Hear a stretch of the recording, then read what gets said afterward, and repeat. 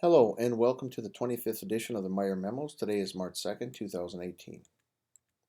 We have a technology meeting on Monday, March 5th at 8:05 in the Media Center.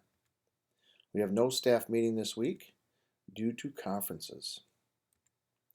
Rachel and Kelsey from Curriculum Instruction will be on site on Tuesday, March 6th all day. So during your prep time or lunchtime or whatnot, please stop by the lounge and connect up with them and ask them any type of questions you have regarding BAS, regarding math, reading, writing, and whatnot. We have an ISST meeting on Wednesday, March 7th at 8 o'clock in the conference room. Conferences are continuing this coming week, Thursday, March 8th at 3:30 to 7:30. And please continue to track your attendance, the parent attendance. In the bulletin, we have a student council meeting, and that was a misprint. So we do not have a student council meeting on Friday, March 9th. Sorry about the mix-up. Learning targets and criteria is a focus that we're heading towards and working on.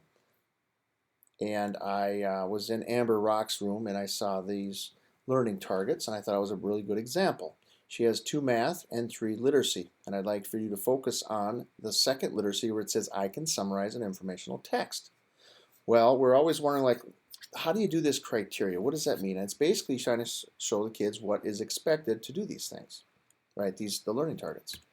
Well, here's an example of that learning target, informational text summary.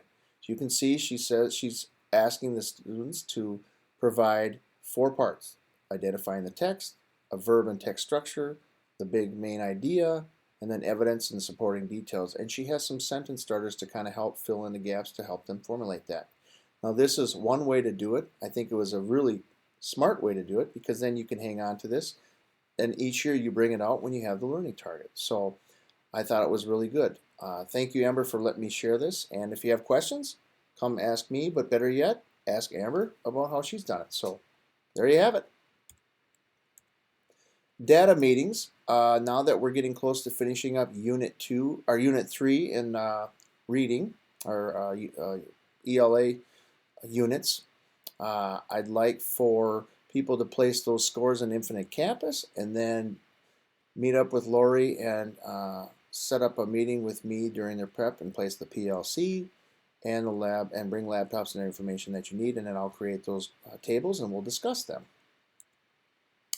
The MTSS survey, that stands for Multiple Tiers Support Systems, and it's a survey, and I got an email this afternoon actually from the state of Minnesota. We do this every year. This is our 4th year, and it kind of helps you develop your tiers, so tier 1, 2, and 3, and your supports. Okay, so I'm looking to have a rep from each grade level, and we would take this survey in place of a March 13th staff meeting. So if we get one person from each grade level, sit down on March 13th, we would take this survey and be done in 50 minutes. It would get perspective from all the grade levels, and we'd have that information, and we would use it to provide guidance with developing our tiers.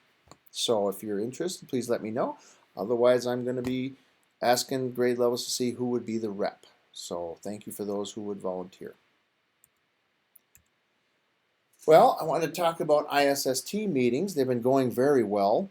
We have been focusing on interventions during that time. We've been doing all the goal setting and the hypothesis and all those different things prior to the meeting. So when the teacher comes, we can just focus on what kind of things we can do to support. And here's an example. So we had a kindergarten teacher came to us with a problem that the child was having trouble with self-regulation. So here are the interventions. This child had a baseline of 17 times where they had to be redirected. So what we're shooting for is 10 times instead of 17. Well, the teacher takes 10 rubber bands and she's putting them on one wrist.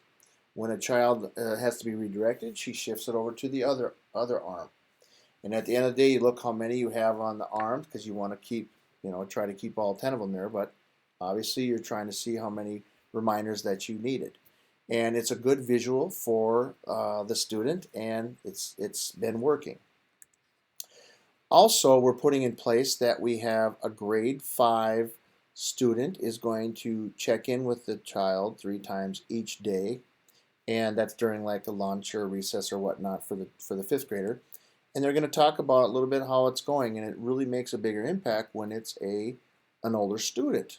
And we found success with that with other students. We're going to do this as well with this one. And then lastly, Caitlin is going to video the student 1 time each week in different situations, maybe walking in line, maybe in lunch, maybe a recess, maybe in centers, whatnot. And then she's going to sit down with that child and show the video and talk about and provide feedback. So it's basically directly coaching, saying, look what we're doing, look at how the other kids are acting, look how you're doing, and try to give them feedback instantaneously. So these are 3 strategies that we came up with during that time, and the teacher felt like, hey, I got a plan, let's go on. So I wanted to share this with you so that some people are feeling that it's just a lot of work and it's not as helping, but this is the direction we're moving because we hear what people are saying. We want it to be beneficial for people when they come. Well, that's it for this week. Thank you for all your hard work and have a wonderful weekend.